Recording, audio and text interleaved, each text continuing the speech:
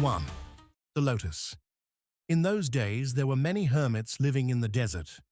On both banks of the Nile, numerous huts, built by these solitary dwellers, of branches held together by clay, were scattered at a little distance from each other, so that the inhabitants could live alone, and yet help one another in case of need.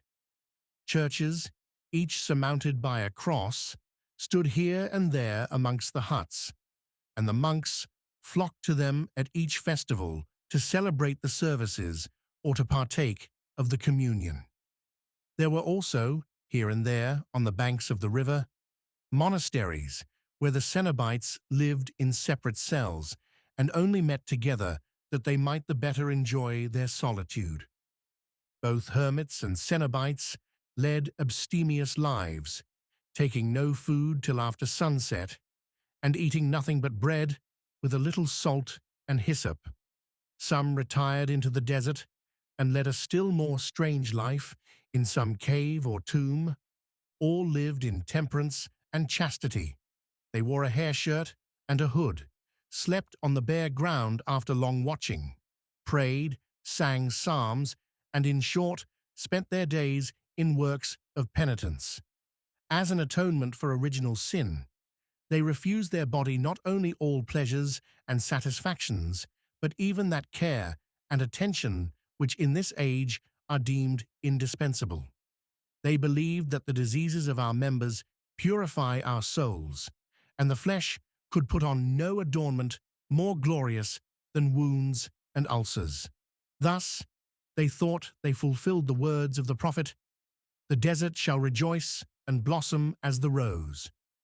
Amongst the inhabitants of the holy Thebaid, there were some who passed their days in asceticism and contemplation.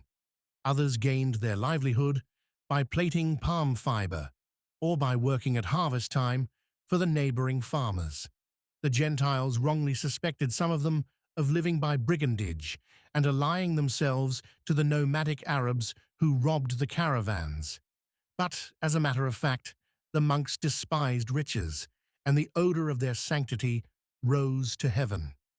Angels in the likeness of young men came, staff in hand, as travelers to visit the hermitages, whilst demons, having assumed the form of Ethiopians or of animals, wandered round the habitations of the hermits in order to lead them into temptation. When the monks went in the morning to fill their pitcher at the spring, they saw the footprints of satyrs and agipans in the sand. The Thebaid was, really and spiritually, a battlefield, where at all times, and more especially at night, there were terrible conflicts between heaven and hell. The ascetics, furiously assailed by legions of the damned, defended themselves with the help of God and the angels by fasting, prayer, and penance. Sometimes carnal desires pricked them so cruelly that they cried aloud with pain, and their lamentations rose to the starlit heavens, mingled with the howls of the hungry hyenas. Then it was that the demons appeared in delightful forms. For though the demons are in reality hideous, they sometimes assume an appearance of beauty which prevents their real nature from being recognized. The ascetics of the Thebaid were amazed to see in their cells phantasms of delights unknown even to the voluptuaries of the age. But, as they were under the sign of the cross, they did not succumb to these temptations, and the unclean spirits, assuming again their true character, fled at daybreak, filled with rage and shame. It was not unusual to meet at dawn one of these beings, flying away and weeping, and replying to those who questioned it, "I weep and groan, because one of the Christians who live here has beaten me with rods and driven me away in ignominy." The power of the old saints of the desert extended over all sinners and unbelievers. Their goodness was sometimes terrible. They derived from the apostles' authority to punish all offenses against the true and only God, and no earthly power could save those they condemned. Strange tales were told in the cities, and even as far as Alexandria, how the earth had opened and swallowed up certain wicked persons whom one of these saints struck with his staff. Therefore they were feared by all evildoers, and particularly by mimes, mountebanks, married priests, and prostitutes. Such was the sanctity of these holy men that even wild beasts felt their power. When a hermit was about to die, a lion came and dug a grave with its claws. The saint knew by this that God had called him, and he went and kissed all his brethren on the cheek. Then he lay down joyfully and slept in the Lord. Now that Anthony, who was more than 100 years old, had retired to Mount Courtesan with his well-beloved disciples, Macarius and Amathas, there was no monk in the Thebaid more renowned for good works than Paphnutius, the abbot of Antinoi. Ephraim and Serapion had a greater number of followers, and in the spiritual and temporal management of their monasteries surpassed him. But Paphnutius observed the most rigorous fasts, and often went for 3 entire days without taking food. He wore a very rough hair shirt. He flogged himself night and morning, and lay for hours with his face to the earth. His 24 disciples had built their huts near his, and imitated his austerities. He loved them all dearly in Jesus Christ, and unceasingly exhorted them to good works. Amongst his spiritual children were men who had been robbers for many years, and had been persuaded by the exhortations of the holy abbot to embrace the monastic life, and who now edified their companions by the purity of their lives. One, who had been cook to the Queen of Abyssinia and was converted by the abbot of Antinoi, never ceased to weep. There was also Flavian the deacon, who knew the scriptures and spoke well. But the disciple of Paphnutius, who surpassed all the others in holiness, was a young peasant named Paul, and surnamed the Fool because of his extreme simplicity. Men laughed at his childishness, but God favored him with visions, and by bestowing upon him the gift of prophecy. Paphnutius passed his life in teaching his disciples and in ascetic practices. Often did he meditate upon the Holy Scriptures in order to find allegories in them. Therefore he abounded in good works, though still young. The devils, who so rudely assailed the good hermits, did not dare to approach him. At night, 7 little jackals sat in the moonlight in front of his cell, silent and motionless, and with their ears pricked up. It was believed that they were 7 devils, who, owing to his sanctity, could not cross his threshold. Paphnutius was born at Alexandria of noble parents, who had instructed him in all profane learning.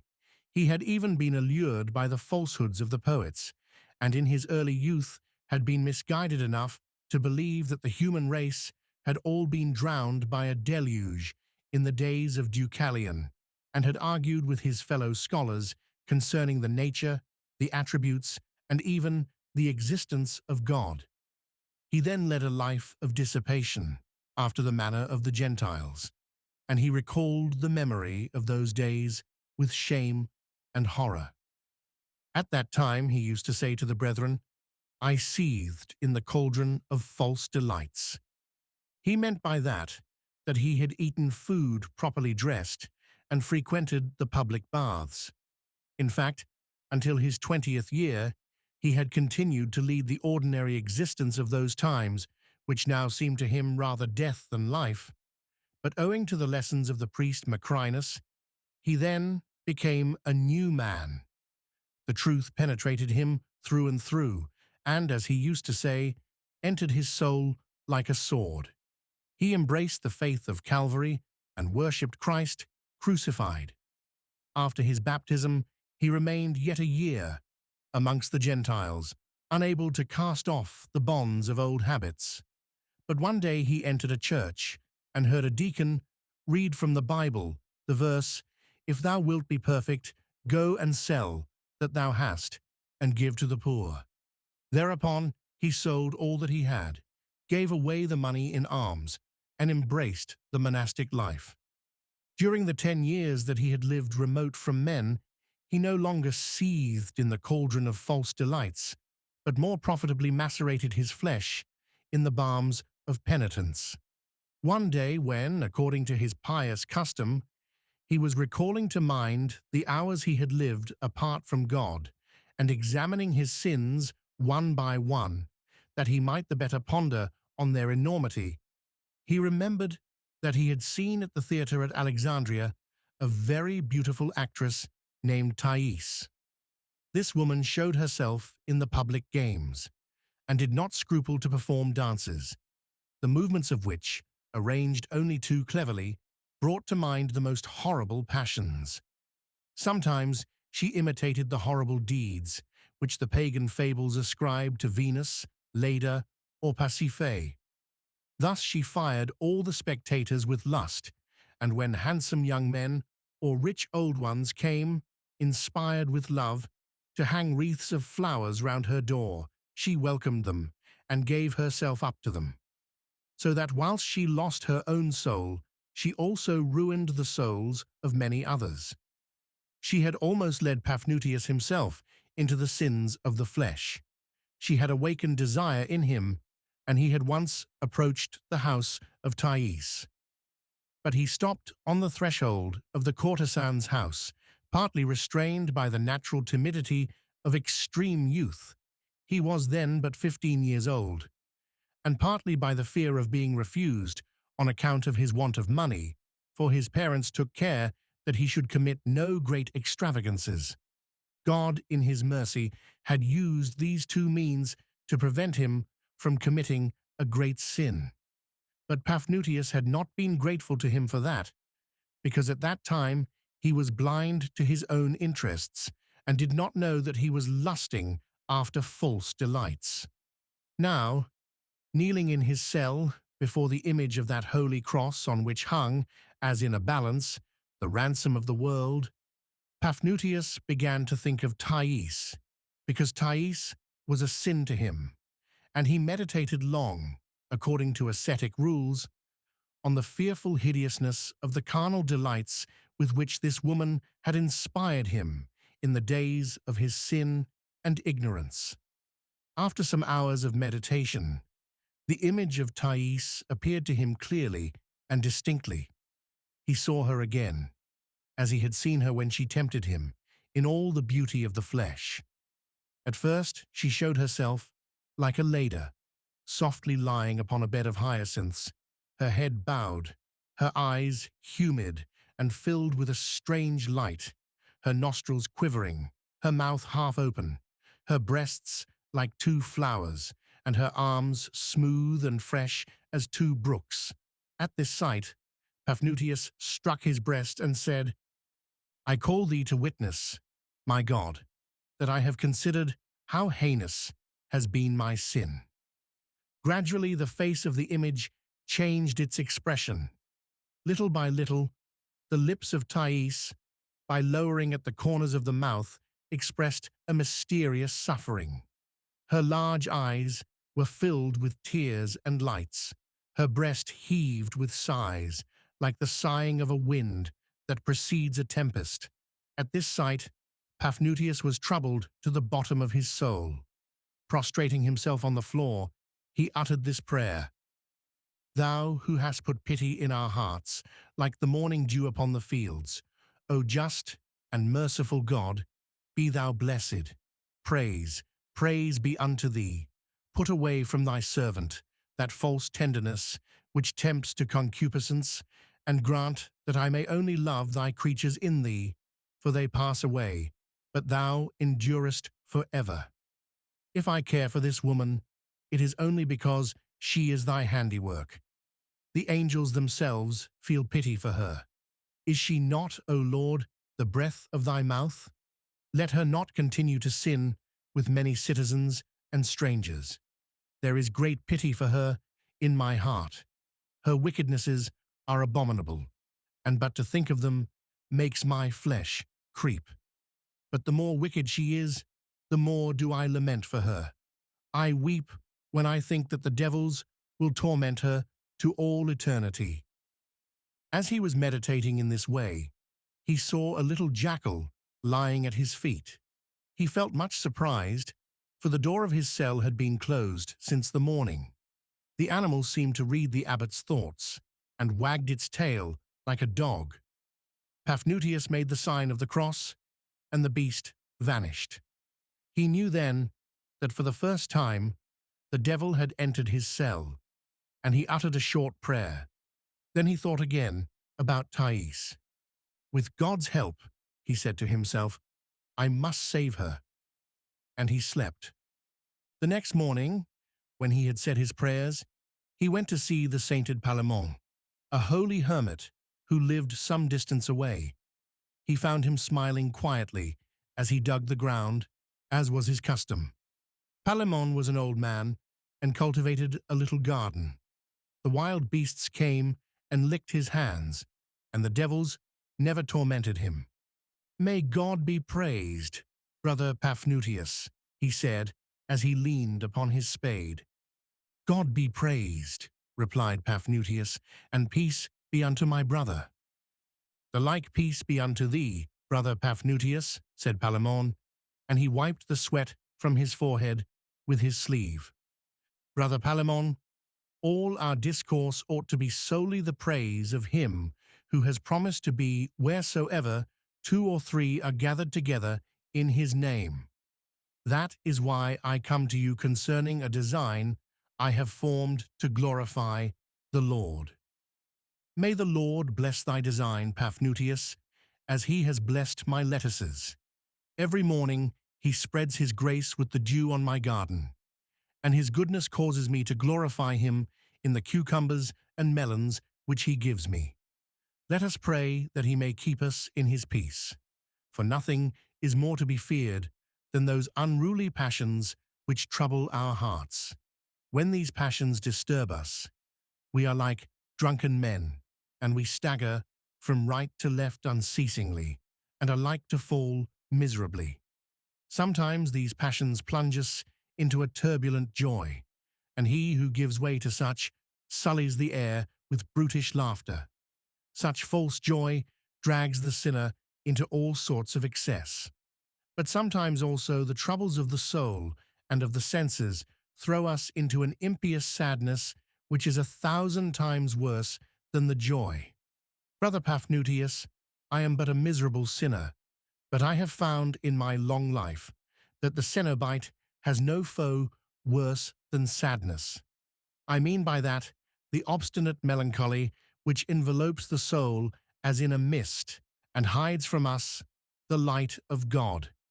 Nothing is more contrary to salvation, and the devil's greatest triumph is to sow black and bitter thoughts in the heart of a good man.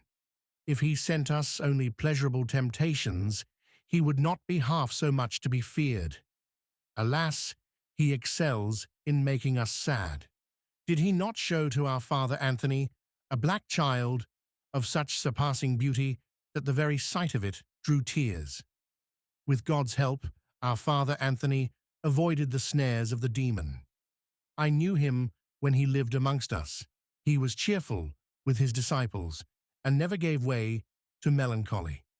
But did you not come, my brother, to talk to me of a design you had formed in your mind? Let me know what it is, if at least this design has for its object the glory of God.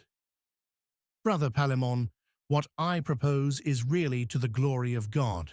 Strengthen me with your counsel, for you know many things, and sin has never darkened the clearness of your mind. Brother Paphnutius, I am not worthy to unloose the latchet of thy sandals, and my sins are as countless as the sands of the desert. But I am old, and I will never refuse the help of my experience. I will confide in you then, Brother Palamon, that I am stricken with grief at the thought that there is in Alexandria a courtesan named Thais, who lives in sin, and is a subject of reproach unto the people. Brother Paphnutius, that is, in truth, an abomination which we do well to deplore. There are many women amongst the Gentiles who lead lives of that kind, Have you thought of any remedy for this great evil? Brother Palamon, I will go to Alexandria and find this woman, and with God's help, I will convert her. That is my intention. Do you approve of it, brother? Brother Paphnutius, I am but a miserable sinner, but our father Anthony used to say, in whatsoever place thou art, hasten not to leave it to go elsewhere. Brother Palamon, do you disapprove of my project? Dear Paphnutius, God forbid that I should suspect my brother of bad intentions. But our father Anthony also said, fishes die on dry land, and so is it with those monks who leave their cells and mingle with the men of this world, amongst whom no good thing is to be found. Having thus spoken, the old man pressed his foot on the spade and began to dig energetically round a fig tree laden with fruit. As he was thus engaged, there was a rustling in the bushes, and an antelope leaped over the hedge which surrounded the garden. It stopped, surprised and frightened, its delicate legs trembling, then ran up to the old man and laid its pretty head on the breast of its friend. God be praised in the gazelle of the desert, said Palamon. He went to his hut, the light-footed little animal trotting after him, and brought out some black bread, which the antelope ate out of his hand. Paphnutius remained thoughtful for some time, his eyes fixed upon the stones at his feet. Then he slowly walked back to his cell, pondering on what he had heard. A great struggle was going on in his mind. The hermit gives good advice, he said to himself. The spirit of prudence is in him, and he doubts the wisdom of my intention. Yet it would be cruel to leave Thais any longer in the power of the demon who possesses her. May God advise and conduct me. As he was walking along, he saw a plover caught in the net that a hunter had laid on the sand, and he knew that it was a hen bird, for he saw the male fly to the net and tear the meshes one by one with its beak, until it had made an opening by which its mate could escape. The holy man watched this incident, and as by virtue of his holiness he easily comprehended the mystic sense of all occurrences, he knew that the captive bird was no other than Thais, caught in the snares of sin, and that, like the plover that had cut the hempen threads with its beak, he could, by pronouncing the word of power, break the invisible bonds by which Thais was held in sin. Therefore he praised God, and was confirmed in his first resolution. But then, seeing the plover caught by the feet and hampered by the net it had broken, he fell into uncertainty again. He did not sleep all night, and before dawn he had a vision. Thais appeared to him again. There was no expression of guilty pleasure on her face, nor was she dressed, according to custom, in transparent drapery. She was enveloped in a shroud, which hid even a part of her face, so that the abbot could see nothing but the two eyes from which flowed white and heavy tears. At this sight he began to weep, and believing that this vision came from God, he no longer hesitated. He rose, seized a knotted stick, the symbol of the Christian faith, and left his cell, carefully closing the door, lest the animals of the desert and the birds of the air should enter, and befoul the copy of the Holy Scriptures which stood at the head of his bed. He called Flavian, the deacon, and gave him authority over the other 23 disciples during his absence, and then, clad only in a long cassock, he bent his steps towards the Nile, intending to follow the Libyan bank to the city founded by the Macedonian monarch. He walked from dawn to eve, indifferent to fatigue, hunger, and thirst. The sun was already low on the horizon when he saw the dreadful river, the blood-red waters of which rolled between the rocks of gold and fire.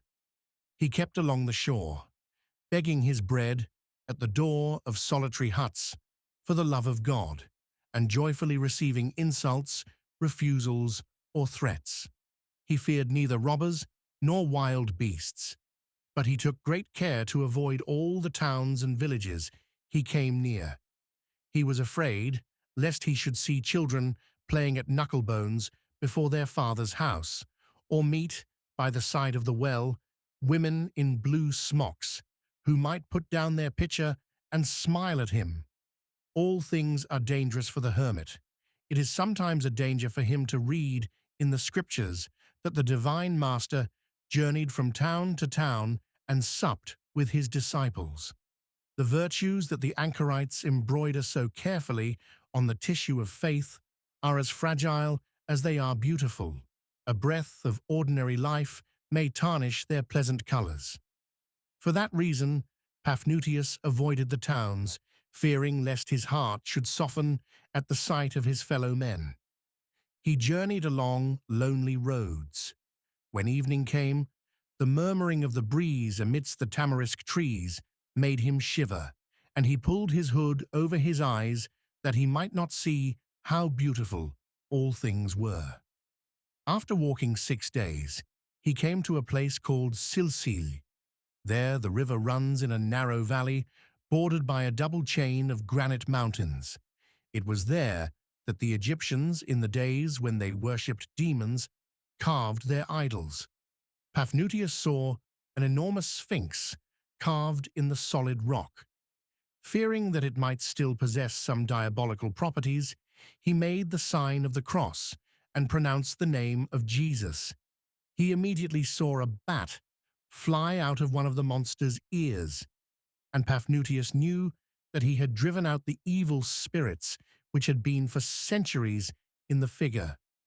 His zeal increased, and picking up a large stone, he threw it in the idol's face. Then the mysterious face of the Sphinx expressed such profound sadness that Paphnutius was moved. In fact, the expression of superhuman grief on the stone visage would have touched even the most unfeeling man. Therefore, Paphnutius said to the Sphinx, "O monster, be like the satyrs and centaurs our father Anthony saw in the desert, and confess the divinity of Jesus Christ, and I will bless thee in the name of the Father, the Son, and the Holy Ghost." When he had spoken, a rosy light gleamed in the eyes of the Sphinx. The heavy eyelids of the monster quivered, and the granite lips painfully murmured, as though in echo to the man's voice, the holy name of Jesus Christ. Therefore Paphnutius stretched out his right hand and blessed the Sphinx of Silsil. That being done, he resumed his journey, and the valley having grown wider, he saw the ruins of an immense city. The temples, which still remained standing, were supported by idols which served as columns, and, by the permission of God, these figures with women's heads and cows' horns threw on Paphnutius a long look which made him turn pale. He walked thus 17 days, his only food a few raw herbs, and he slept at night in some ruined palace, amongst the wild cats and Pharaoh's rats, with which mingled sometimes women whose bodies ended in a scaly tail. But Paphnutius knew that these women came from hell, and he drove them away by making the sign of the cross. On the 18th day, he found, far from any village, a wretched hut made of palm leaves and half buried under the sand which had been driven by the desert wind. He approached it, hoping that the hut was inhabited by some pious anchorite. He saw inside the hovel, for there was no door, a pitcher, a bunch of onions, and a bed of dried leaves. "This must be the habitation of a hermit," he said to himself. "Hermits are generally to be found near their hut, and I shall not fail to meet this one. I will give him the kiss of peace, even as the holy Anthony did when he came to the hermit Paul and kissed him 3 times. We will discourse of things eternal, and perhaps our Lord will send us, by one of his ravens, a crust of bread, which my host will willingly invite me to share with him." Whilst he was thus speaking to himself, he walked round the hut to see if he could find anyone. He had not walked 100 paces when he saw a man seated, with his legs crossed, by the side of the river. The man was naked. His hair and beard were quite white, and his body redder than brick. Paphnutius felt sure this must be the hermit. He saluted him with the words the monks are accustomed to use when they meet each other. "Peace be with you, brother. May you some day taste the sweet joys of paradise." The man did not reply. He remained motionless and appeared not to have heard. Paphnutius supposed this was due to one of those rhapsodies to which the saints are accustomed. He knelt down, with his hands joined, by the side of the unknown, and remained thus in prayer till sunset.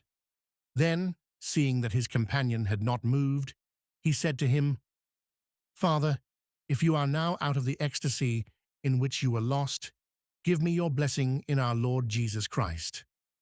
The other replied, without turning his head, "Stranger, I understand you not, and I know not the Lord Jesus Christ." "What?"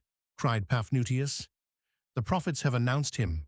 Legions of martyrs have confessed his name.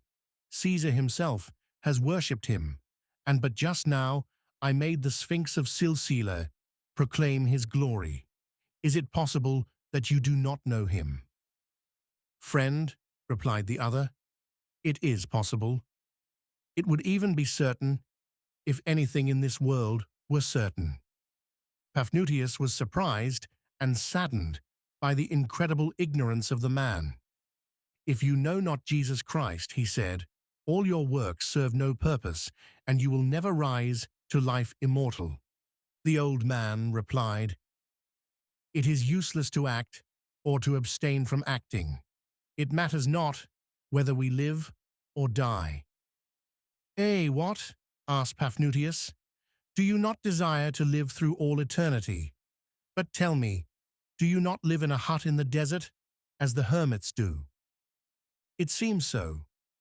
"Do I not see you naked and lacking all things?" "It seems so." "Do you not feed on roots and live in chastity?" "It seems so." "Have you not renounced all the vanities of this world?" "I have truly renounced all those vain things for which men commonly care." "Then you are like me, poor, chaste, and solitary, and you are not so as I am, for the love of God, and with a hope of celestial happiness, that I cannot understand. Why are you virtuous if you do not believe in Jesus Christ? Why deprive yourself of the good things of this world if you do not hope to gain eternal riches in heaven?" "Stranger, I deprive myself of nothing which is good, and I flatter myself that I have found a life which is satisfactory enough, though, to speak more precisely, there is no such thing as a good or evil life. Nothing is itself either virtuous or shameful, just or unjust, pleasant or painful, good or bad. It is our opinion which gives those qualities to things, as salt gives savor to meats. So then, according to you, there is no certainty. You deny the truth which the idolaters themselves have sought. You lie in ignorance, like a tired dog sleeping in the mud." "Stranger, it is equally useless to abuse either dogs or philosophers. We know not what dogs are or what we are. We know nothing." "Old man, do you belong then to the absurd sect of skeptics? Are you one of those miserable fools who alike deny movement and rest, and who know not how to distinguish between the light of the sun and the shadows of night?" "Friend, I am truly a skeptic, and of a sect which appears praiseworthy to me, though it seems ridiculous to you, for the same things often assume different appearances. The pyramids of Memphis seem at sunrise to be cones of pink light. At sunset, they look like black triangles against the illuminated sky. But who shall solve the problem of their true nature? You reproach me with denying appearances, when, in fact, appearances are the only realities I recognize. The sun seems to me illuminous, but its nature is unknown to me. I feel that fire burns, but I know not how or why. My friend, you understand me badly. Besides, it is indifferent to me whether I am understood one way or the other." Paphnutius spoke with violence and indignation, but the old man remained unmoved. "Friend," he replied gently, "what matter the reasons of a dog sleeping in the dirt or a mischievous ape?" Paphnutius's only aim was the glory of God. His anger vanished, and he apologized with noble humility. "Pardon me, old man, my brother," he said, "if zeal for the truth has carried me beyond proper bounds. God is my witness, that it is thy errors and not thyself that I hate. I suffer to see thee in darkness, for I love thee in Jesus Christ, and care for thy salvation fills my heart. Speak, give me your reasons.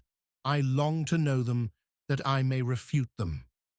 The old man replied quietly, "It is the same to me whether I speak or remain silent. I will give my reasons without asking yours in return, for I have no interest in you at all. I care neither for your happiness nor your misfortune, and it matters not to me whether you think one way or another. Why should I love you or hate you? Aversion and sympathy are equally unworthy of the wise man. But since you question me, know then that I am named Timocles, and that I was born at Kos, of parents made rich by commerce. My father was a ship owner. In intelligence, he much resembled Alexander, who is surnamed the Great. But he was not so gross. In short, he was a man of no great parts. I had two brothers, who, like him, were ship owners. As for me, I followed wisdom. My eldest brother was compelled by my father to marry a Carian woman named Timocles, who displeased him so greatly that he could not live with her without falling into a deep melancholy. However, Timocles inspired our younger brother with a criminal passion, and this passion soon turned to a furious madness. The Carian woman hated them both equally, but she loved a flute player, and received him at night in her chamber. One morning he left there the wreath which he usually wore at feasts.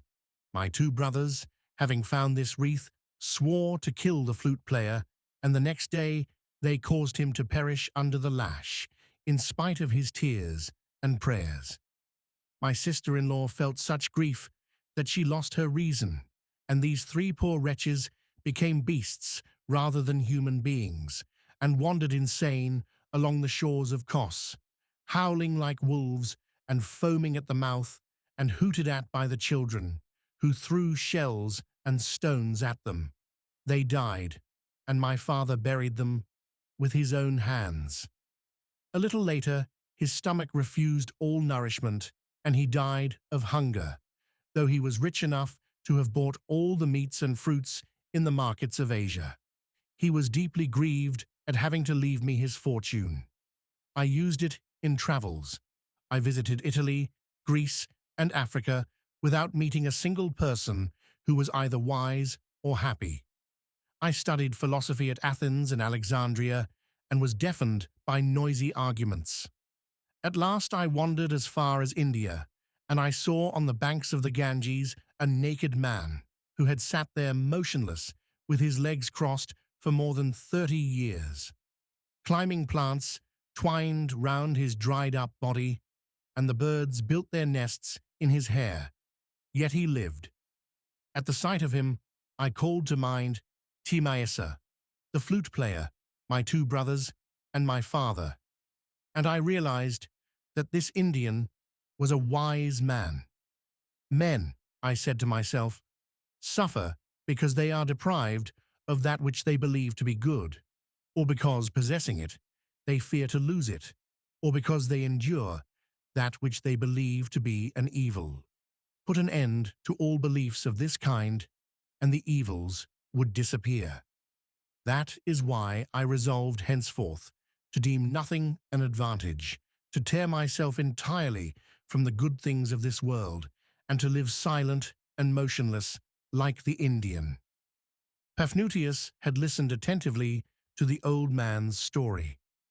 "Timocles of Kos," he replied, "I own that your discourse is not wholly devoid of sense. It is, in truth, wise to despise the riches of this world, but it would be absurd to despise also your eternal welfare, and render yourself liable to be visited by the wrath of God. I grieve at your ignorance, Timocles, and I will instruct you in the truth, in order that, knowing that there really exists a God in three hypostases, you may obey this God as a child obeys its father." Timocles interrupted him. "Refrain, stranger, from showing me your doctrines, and do not imagine that you will persuade me to share your opinions. All discussions are useless. My opinion is to have no opinion.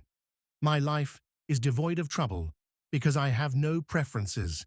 Go thy ways, and strive not to withdraw me from the beneficent apathy in which I am plunged, as though in a delicious bath after the hardships of my past days." Paphnutius was profoundly instructed in all things relating to the faith. By his knowledge of the human heart, he was aware that the grace of God had not fallen on old Timocles, and the day of salvation for this soul, so obstinately resolved to ruin itself, had not yet come. He did not reply, lest the power given for edification should turn to destruction. For it sometimes happens, in disputing with infidels, that the means used for their conversion may steep them still farther in sin. Therefore, they who possess the truth should take care how they spread it. "Farewell, then, unhappy Timocles," he said, and heaving a deep sigh, he resumed his pious pilgrimage through the night. In the morning, he saw the ibises motionless on one leg at the edge of the water, which reflected their pale pink necks. The willows stretched their soft grey foliage to the bank. Cranes flew in a triangle in the clear sky, and the cry of unseen herons was heard from the sedges. Far as the eye could reach, the river rolled its broad green waters, o'er which white sails, like the wings of birds, glided, and here and there, on the shores, a white house shone out. A light mist floated along the banks, and from out the shadow of the islands, which were laden with palms, flowers, and fruits, came noisy flocks of ducks, geese, flamingos, and teal. To the left, the grassy valley extended to the desert, its fields and orchards in joyful abundance. The sun shone on the yellow wheat, and the earth exhaled forth its fecundity in odorous wafts.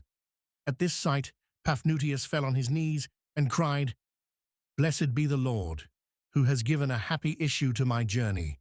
O God, who spreadest thy dew upon the fig trees of the Arsiniote, pour thy grace upon Thais, whom thou hast formed with thy love, as thou hast the flowers and trees of the field. May she, by thy loving care, flourish like a sweet-scented rose in the heavenly Jerusalem." And every time that he saw a tree covered with blossom or a bird of brilliant plumage, he thought of Thais. Keeping along the left arm of the river and through a fertile and populous district, he reached, in a few days, the city of Alexandria, which the Greeks have surnamed the Beautiful and the Golden. The sun had risen an hour when he beheld, from the top of a hill, the vast city, the roofs of which glittered in the rosy light. He stopped and folded his arms on his breast. "There, then," he said, "is the delightful spot where I was born in sin, the bright air where I breathed poisonous perfumes, the sea of pleasure where I heard the songs of the sirens. There is my cradle after the flesh, my native land, in the parlance of the men of these days, a rich cradle, an illustrious country in the judgment of men. It is natural that thy children should reverence thee like a mother, Alexandria, and I was begotten in thy magnificently adorned breast.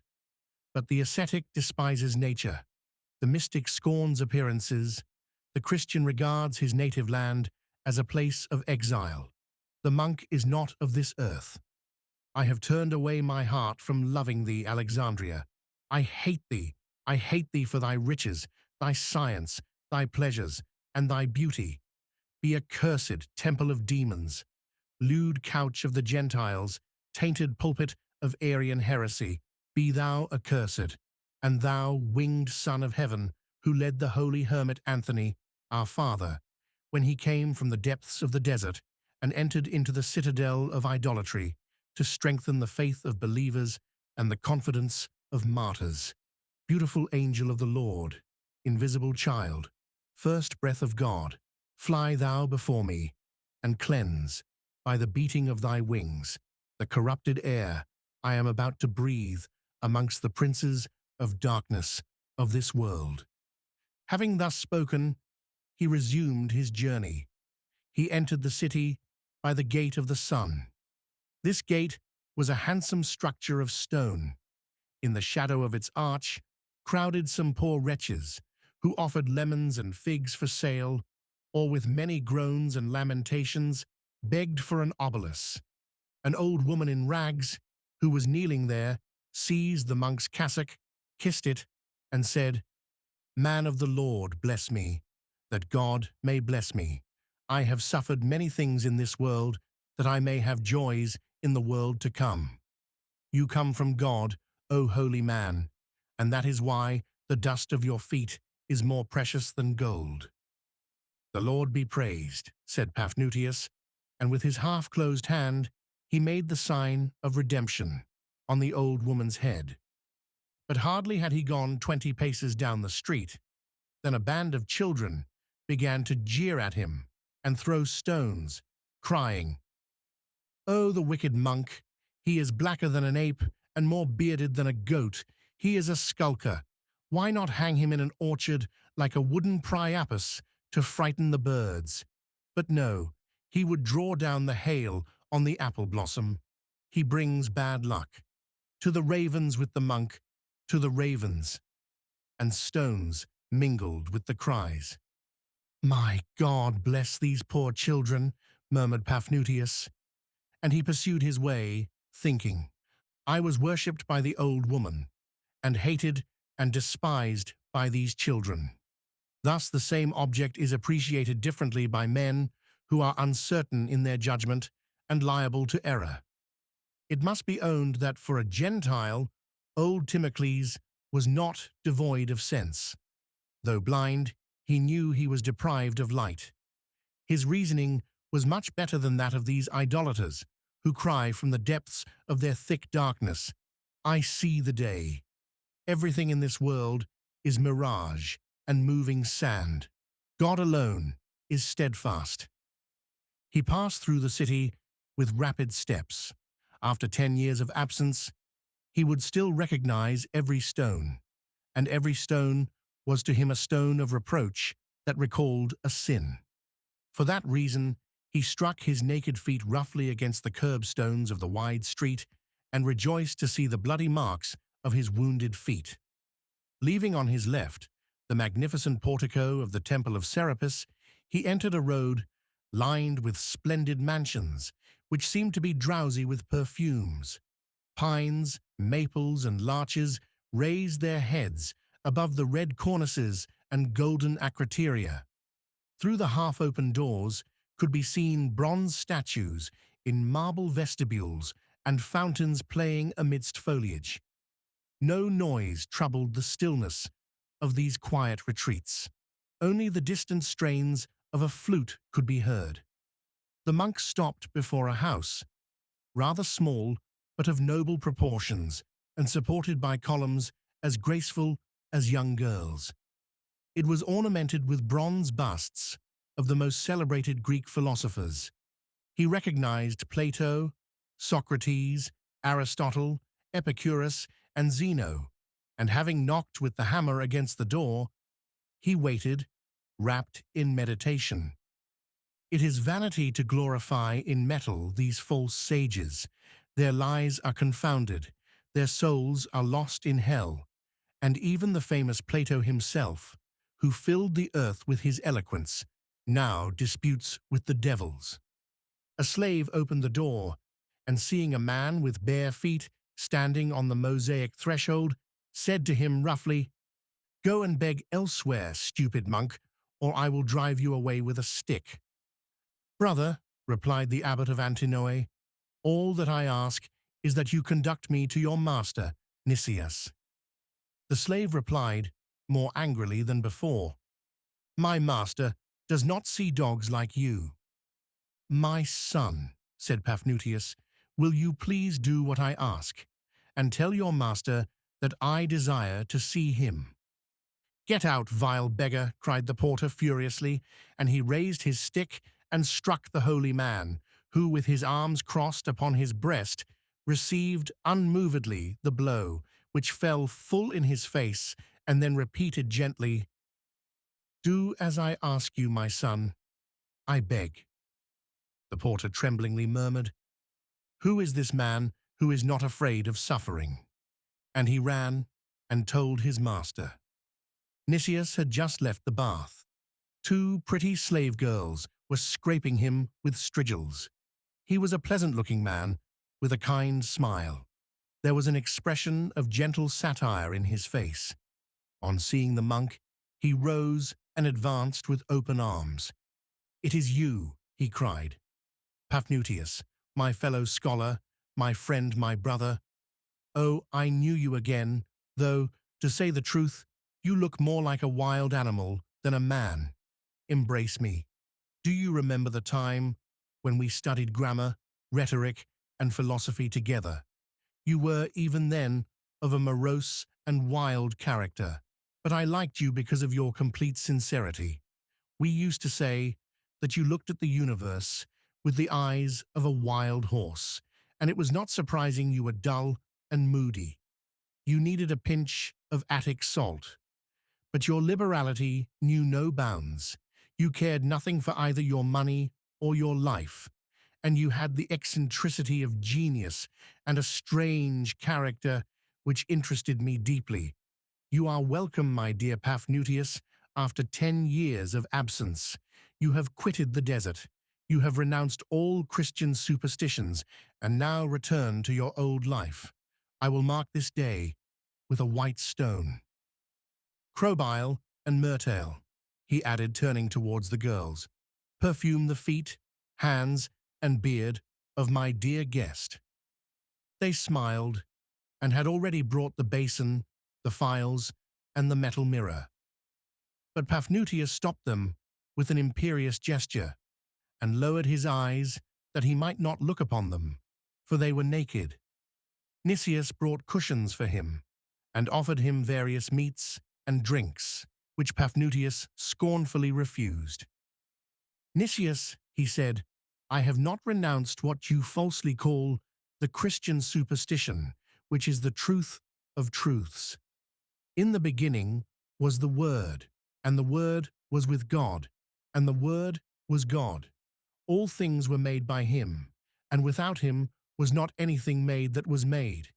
In him was the life, and the life was the light of men." "My dear Paphnutius," replied Nicias, who had now put on a perfumed tunic, "do you expect to astonish me by reciting a lot of words jumbled together without skill, which are no more than a vain murmur? Have you forgotten that I am a bit of a philosopher myself? And do you think to satisfy me with some rags, torn by ignorant men from the purple garment of Emilius, when Emilius, Porphyry, and Plato, in all their glory, did not satisfy me? The systems devised by the sages are but tales imagined to amuse the eternal childishness of men. We divert ourselves with them, as we do with the stories of the ass, the tub, and the Ephesian matron, or any other Milesian fable." And taking his guest by the arm, he led him into a room where thousands of papyri were rolled up and lay in baskets. "This is my library," he said. "It contains a small part of the various systems which the philosophers have constructed to explain the world. The Serapeum itself, with all its riches, does not contain them all. Alas, they are but the dreams of sick men. He compelled his guest to sit down in an ivory chair, and sat down himself. Paphnutius scowled gloomily at all the books in the library and said, "They ought all to be burned." "Oh, my dear guest, that would be a pity," replied Nicias, "for the dreams of sick men are sometimes amusing. Besides, if we should destroy all the dreams and visions of men, the earth would lose its form and colors, and we should all sleep in a dull stupidity." Paphnutius continued in the same strain as before. "It is certain that the doctrines of the pagans are but vain lies, but God, who is the truth, revealed himself to men by miracles, and he was made flesh and lived among us." Nicias replied, "You speak well, my dear Paphnutius, when you say that he was made flesh.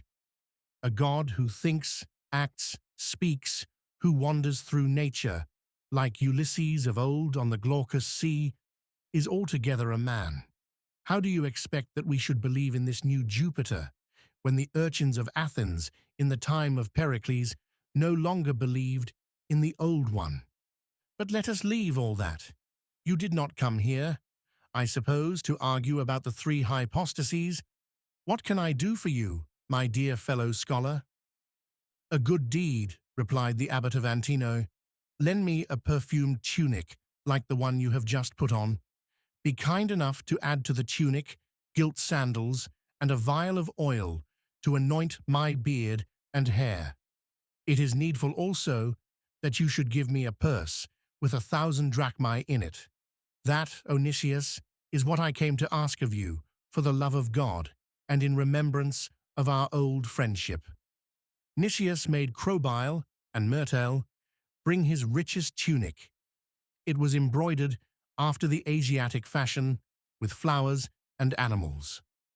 The two girls held it open, and skillfully showed its bright colors, waiting till Paphnutius should have taken off the cassock which covered him down to his feet. But the monk, having declared that they should rather tear off his flesh than this garment, they put on the tunic over it. As the two girls were pretty, they were not afraid of men, although they were slaves. They laughed at the strange appearance of the monk thus clad. Crobyle called him her dear satrap, as she presented him with the mirror, and Myrtale pulled his beard. But Paphnutius prayed to the Lord and did not look at them. Having tied on the gilt sandals and fastened the purse to his belt, he said to Nicias, who was looking at him with an amused expression, "O Nicias, let not these things be an offense in your eyes, for know that I shall make pious use of this tunic, this purse, and these sandals."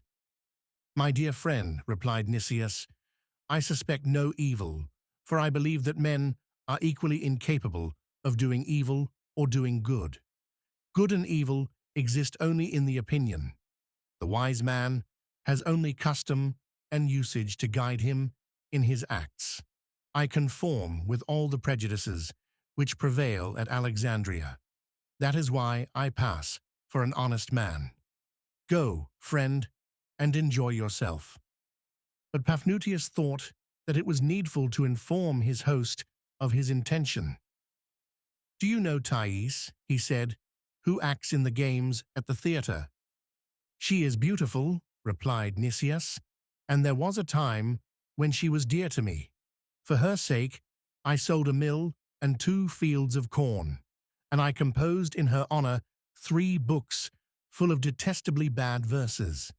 Surely beauty is the most powerful force in the world, and were we so made that we could possess it always, we should care as little as may be for the demiurgos, the logos, the aeons, and all the other reveries of the philosophers. But I am surprised, my good Paphnutius, that you should have come from the depths of the Thebaid to talk about Thais."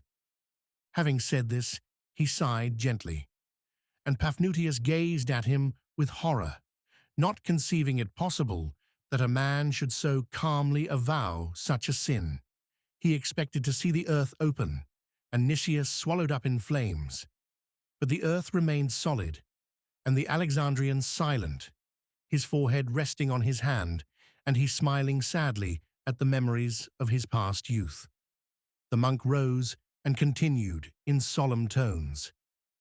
Know then, O Nicias, that with the aid of God I will snatch this woman Thais from the unclean affections of the world and give her as a spouse to Jesus Christ. If the Holy Spirit does not forsake me, Thais will leave this city and enter a nunnery. Beware of offending Venus, replied Nicias. She is a powerful goddess. She will be angry with you if you take away her chief minister. God will protect me, said Paphnutius. May he also illumine thy heart, O Nicias, and draw thee out of the abyss in which thou art plunged. And he stalked out of the room. But Nicias followed him and overtook him on the threshold, and placing his hand on his shoulder, whispered into his ear the same words. Beware of offending Venus. Her vengeance is terrible. Paphnutius, disdainful of these trivial words, left without turning his head. He felt only contempt for Nicias, but what he could not bear was the idea that his former friend had received the caresses of Thais. It seemed to him that to sin with that woman was more detestable than to sin with any other. To him, this appeared the height of iniquity, and he henceforth looked upon Nicias as an object of execration. He had always hated impurity, but never before had this vice appeared so heinous to him. Never before had it so seemed to merit the anger of Jesus Christ and the sorrow of the angels. He felt only a more ardent desire to save Thais from the Gentiles, and that he must hasten to see the actress in order to save her. Nevertheless, before he could enter her house, he must wait till the heat of the day was over, and now the morning had hardly finished.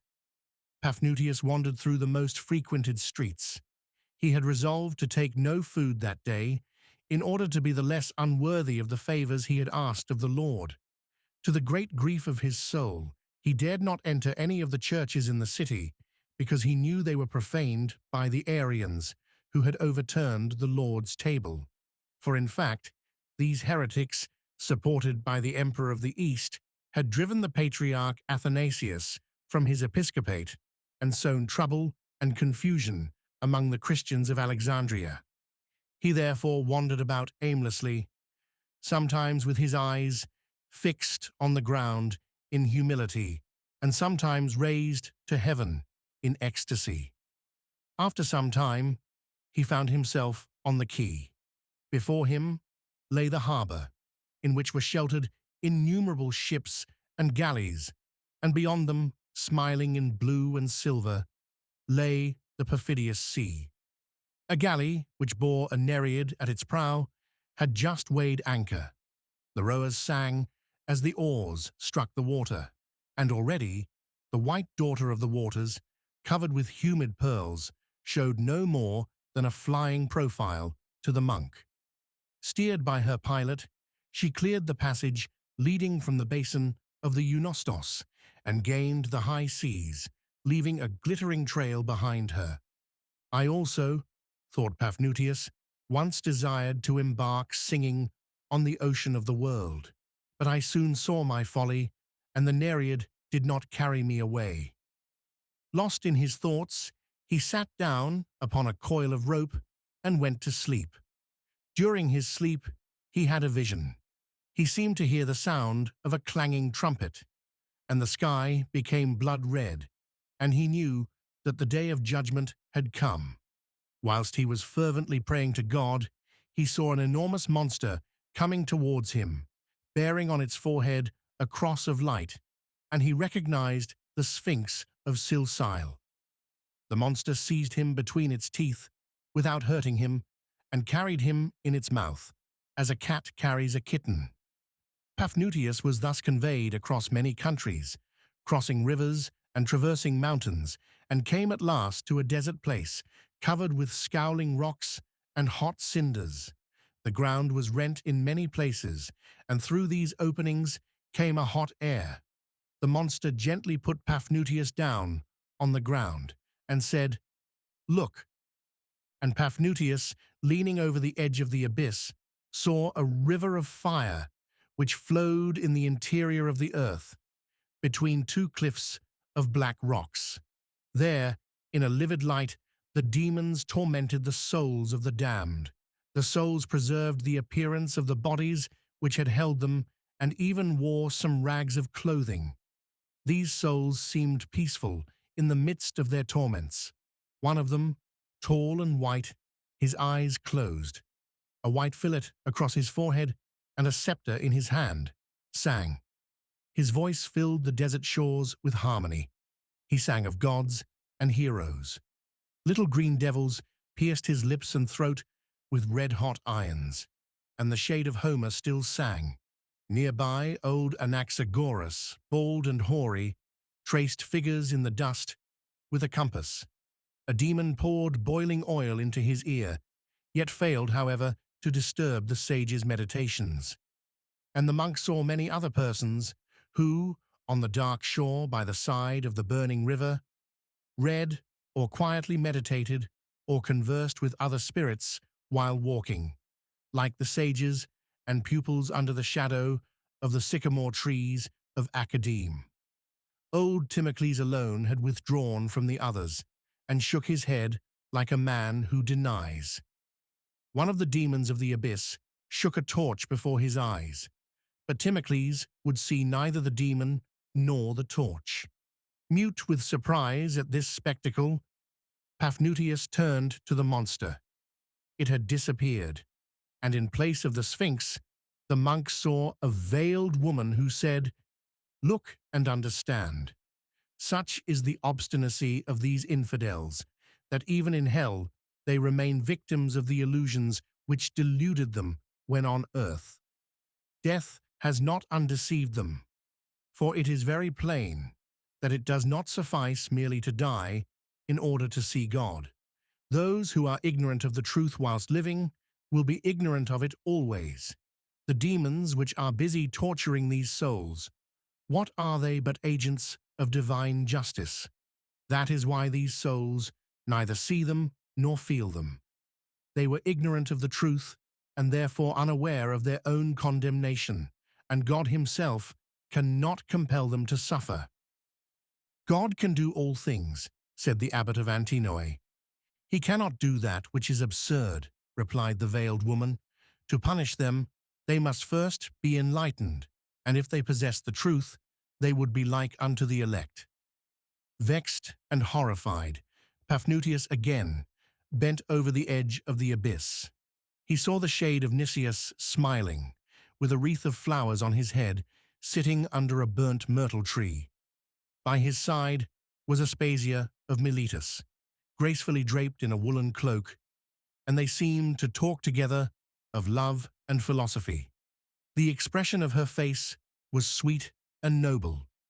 The rain of fire which fell on them was as a refreshing dew, and their feet pressed the burning soil as though it had been tender grass.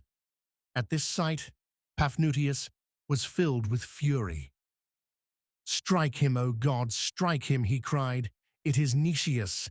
Let him weep, let him groan, let him grind his teeth. He sinned with Thais." And Paphnutius woke in the arms of a sailor as strong as Hercules, who cried, "Quietly, quietly, my friend. By Proteus, the old shepherd of the seals, you slumber uneasily. If I had not caught hold of you, you would have tumbled into the Eunostos. It is as true as that my mother sold saltfish that I saved your life." "I thank God," replied Paphnutius, and rising to his feet, he walked straight before him, meditating on the vision which had come to him whilst he was asleep. "This vision," he said to himself, "is plainly an evil one. It is an insult to divine goodness to imagine hell is unreal. The dream certainly came from the devil." He reasoned thus because he knew how to distinguish between the dreams sent by God and those produced by evil angels. Such discernment is useful to the hermit, who lives surrounded by apparitions, and who, in avoiding men, is sure to meet with spirits. The deserts are full of phantoms. When the pilgrims drew near the ruined castle, to which the holy hermit, Anthony, had retired, they heard a noise like that which goes up from the public square of a large city at a great festival. The noise was made by the devils, who were tempting the holy man. Paphnutius remembered this memorable example. He also called to mind St. John the Egyptian, who for 60 years was tempted by the devil. But John saw through all the tricks of the demon. One day, however, the devil, having assumed the appearance of a man, entered the grotto of the venerable John and said to him, "John, you must continue to fast until tomorrow evening." And John, believing that it was an angel who spoke, obeyed the voice of the demon and fasted the next day until the vesper hour. That was the only victory that the Prince of Darkness ever gained over St. John the Egyptian, and that was but a trifling one. It was therefore not astonishing that Paphnutius knew at once that the vision which had visited him in his sleep was an evil one. Whilst he was gently remonstrating with God for having given him into the power of the demons, he felt himself pushed and dragged amidst a crowd of people who were all hurrying in the same direction. As he was unaccustomed to walk in the streets of a city, he was shoved and knocked from one passer to another like an inert mass, and being embarrassed by the folds of his tunic, he was more than once on the point of falling. Desirous of knowing where all these people could be going, he asked one of them the cause of this hurry. "Do you not know, stranger," replied he, "that the games are about to begin and that Thais will appear on the stage? All the citizens are going to the theatre, and I also am going. Would you like to accompany me?" It occurred to him at once that it would further his design to see Thais in the games, and Paphnutius followed the stranger. In front of them stood the theatre, its portico ornamented with shining masks, and its huge circular wall covered with innumerable statues. Following the crowd, they entered a narrow passage, at the end of which lay the amphitheatre, glittering with light. They took their places on one of the seats, which descended in steps to the stage, which was empty but magnificently decorated. There was no curtain to hide the view, and on the stage was a mound, such as used to be erected in old times to the shades of heroes. This mound stood in the midst of a camp. Lances were stacked in front of the tents, and golden shields hung from masts amidst boughs of laurel and wreaths of oak. On the stage, all was silence, but a murmur, like the humming of bees in a hive, rose from the vast hemicycle filled with spectators. All their faces, reddened by the reflection from the purple awning which waved above them, turned with attentive curiosity towards the large, silent stage, with its tomb and tents. The women laughed and ate lemons, and the regular theatre-goers called gaily to one another from their seats. Paphnutius prayed inwardly and refrained from uttering any vain words, but his neighbor began to complain of the decline of the drama. "Formerly," he said, "clever actors used to declaim under a mask the verses of Euripides and Menander. Now they no longer recite dramas, they act in dumb show, and of the divine spectacles with which Bacchus was honored in Athens, we have kept nothing but what a barbarian, a Scythian even, could understand, attitude and gesture. The tragic mask, the mouth of which was provided with metal tongues that increased the sound of the voice, the courtesan which raised the actors to the height of gods, the tragic majesty and the splendid verses that used to be sung have all gone. Pantomimists and dancing girls with bare faces have replaced Paulus and Roscius. What would the Athenians of the days of Pericles have said if they had seen a woman on the stage? It is indecent for a woman to appear in public. We must be very degenerate to permit it. It is as certain as that my name is Dorion, that woman is the natural enemy of man, and a disgrace to humankind. You speak wisely, replied Paphnutius. Woman is our worst enemy. She gives us pleasure and is to be feared on that account. By the immovable gods, cried Dorion, it is not pleasure that woman gives to man, but sadness, trouble, and black cares. Love is the cause of our most biting evils. Listen, stranger. When I was a young man, I visited Troezen in Argolis, and I saw there a myrtle of a most prodigious size, the leaves of which were covered with innumerable pinholes. And this is what the Troezenians say about that myrtle. Queen Phaedra, when she was in love with Hippolytos, used to recline idly all day long under this same tree. To beguile the tedium of her weary life, she used to draw out the golden pin which held her fair locks, and pierce with it the leaves of the sweet-scented bush. All the leaves were riddled with holes. After she had ruined the poor young man, whom she pursued with her incestuous love, Phaedra, as you know, perished miserably. She locked herself up in her bridal chamber and hanged herself by her golden girdle from an ivory peg. The gods willed that the myrtle, the witness of her bitter misery, should continue to bear, in its fresh leaves, the marks of the pinholes. I picked one of these leaves and placed it at the head of my bed, that by the sight of it I might take warning against the folly of love, and conform to the doctrine of the divine Epicurus, my master, who taught that all lust is to be feared. But properly speaking, love is a disease of the liver, and one is never sure of not catching the malady. Paphnutius asked, Dorion, what are your pleasures? Dorion replied sadly, I have only one pleasure, and it must be confessed that it is not a very exciting one. It is meditation. When a man has a bad digestion, he must not look for any others. Taking advantage of these words, Paphnutius proceeded to initiate the Epicurean into those spiritual joys which the contemplation of God procures. He began, Hear the truth, Dorion, and receive the light. But he saw then that all heads were turned towards him, and everybody was making signs for him to be quiet. Dead silence prevailed in the theatre, broken at last by the strains of heroic music.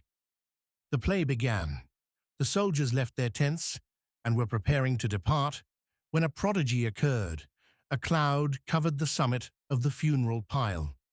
Then the cloud rolled away, and the ghost of Achilles appeared, clad in golden armor. Extending his arms towards the warriors, he seemed to say to them, What? Do you depart, children of Danaus? Do you return to the land I shall never behold again, and leave my tomb without any offerings? Already the principal Greek chieftains pressed to the foot of the pile. Acamas, the son of Theseus, old Nestor, Agamemnon, bearing a scepter and with a filly on his brow, gazed at the prodigy. Pyrrhus, the young son of Achilles, was prostrate in the dust. Ulysses, recognizable by the cap which covered his curly hair, showed by his gestures that he acquiesced in the demand of the hero's shade. He argued with Agamemnon, and their words might be easily guessed. Achilles, said the king of Ithaca, is worthy to be honored by us, for he died gloriously for Hellas. He demands that the daughter of Priam, the virgin Polyxena, should be immolated on his tomb. Greeks, appease the manes of the hero, and let the son of Peleus rejoice in Hades. But the king of kings replied, Spare the Trojan virgins we have torn from the altars. Sufficient misfortunes have already fallen on the illustrious race of Priam. He spoke thus because he shared the couch of the sister of Polyxena, and the wise Ulysses reproached him for preferring the couch of Cassandra to the lance of Achilles. The Greeks showed they shared the opinion of Ulysses by loudly clashing their weapons. The death of Polyxena was resolved on, and the appeased shade of Achilles vanished. The music, sometimes wild and sometimes plaintive, followed the thoughts of the personages in the drama. The spectators burst into applause. Paphnutius, who applied divine truth to everything, murmured, "This fable shows how cruel the worshippers of false gods were." "All religions breed crimes," replied the Epicurean. "Happily, a Greek who was divinely wise has freed men from foolish terrors of the unknown." Just at that moment, Hecuba, her white hair disheveled, her robe tattered, came out of the tent in which she was kept captive. A long sigh went up from the audience when her woeful figure appeared. Hecuba had been warned by a prophetic dream and lamented her daughter's fate and her own. Ulysses approached her and asked her to give up Polyxena. The old mother tore her hair, dug her nails into her cheeks, and kissed the hands of the cruel chieftain, who, with unpitying calmness, seemed to say, "Be wise, Hecuba, and yield to necessity. There are amongst us many old mothers who weep for their children, now sleeping under the pines of Ida." And Hecuba, formerly queen of the most flourishing city in Asia, and now a slave, bowed her unhappy head in the dust. Then the curtain in front of one of the tents was raised, and the virgin Polyxena appeared. A tremor passed through all the spectators. They had recognized Thais. Paphnutius saw again the woman he had come to seek. With her white arm she held above her head the heavy curtain. Motionless as a splendid statue, she stood, with a look of pride and resignation in her violet eyes, and her resplendent beauty made a shudder of commiseration pass through all who beheld her. A murmur of applause uprose, and Paphnutius, his soul agitated, and pressing both hands to his heart, sighed. "Why, O my God, hast thou given this power to one of thy creatures?" Dorian was not so disturbed.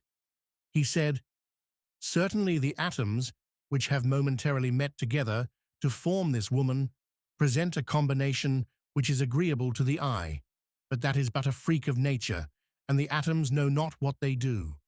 They will some day separate with the same indifference as they came together. Where are now the atoms which formed Lais or Cleopatra?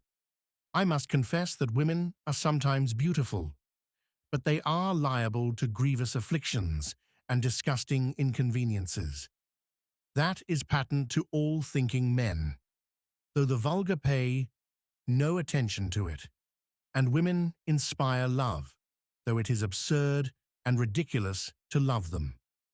Such were the thoughts of the philosopher and the ascetic as they gazed on Thais. They neither of them noticed Hecuba, who turned to her daughter and seemed to say by her gestures, "Try to soften the cruel Ulysses. Employ your tears, your beauty, and your youth." Thais, or rather Polyxena herself, let fall the curtain of the tent. She made a step forward, and all hearts were conquered. And when, with firm but light steps, she advanced towards Ulysses, her rhythmic movements, which were accompanied by the sound of flutes, created in all present such happy visions that it seemed as though she were the divine center of all the harmonies of the world. All eyes were bent on her. The other actors were obscured by her effulgence and were not noticed. The play continued, however. The prudent son of Laertes turned away his head and hid his hand under his mantle, in order to avoid the looks and kisses of the suppliant. The Virgin made a sign to him to fear nothing.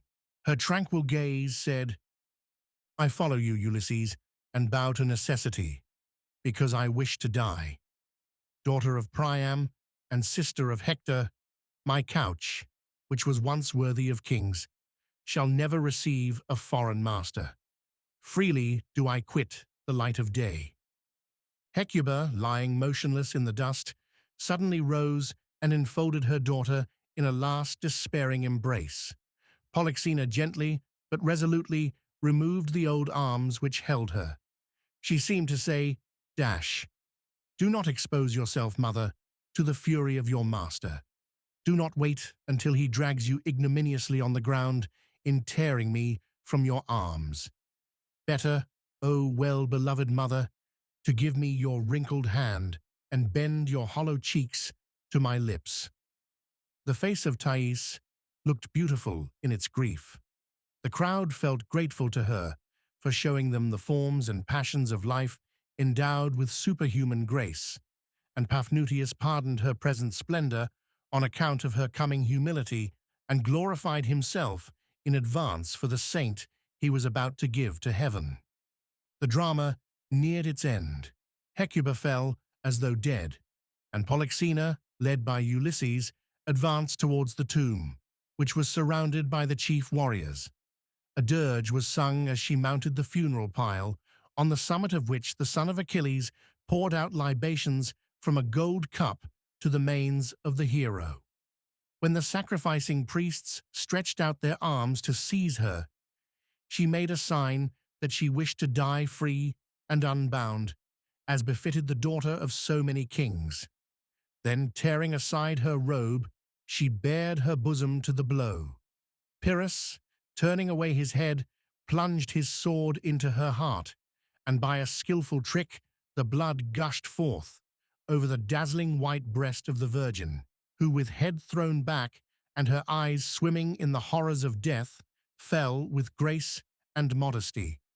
Whilst the warriors enshrouded the victim with a veil and covered her with lilies and anemones, terrified screams and groans rent the air, and Paphnutius, rising from his seat, prophesied in a loud voice, "Gentiles, vile worshippers of demons, and you, Aryans, more infamous than the idolaters, learn. That which you have just seen is an image and a symbol. There is a mystic meaning in this fable, and very soon the woman you see there will be offered a willing and happy sacrifice to the risen God."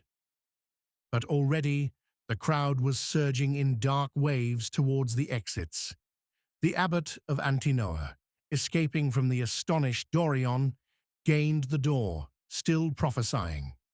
An hour later, he knocked at the door of the house of Thais. The actress then lived in the rich Racotis quarter, near the tomb of Alexander, in a house surrounded by shady gardens, in which a brook, bordered with poplars, flowed amidst artificial rocks.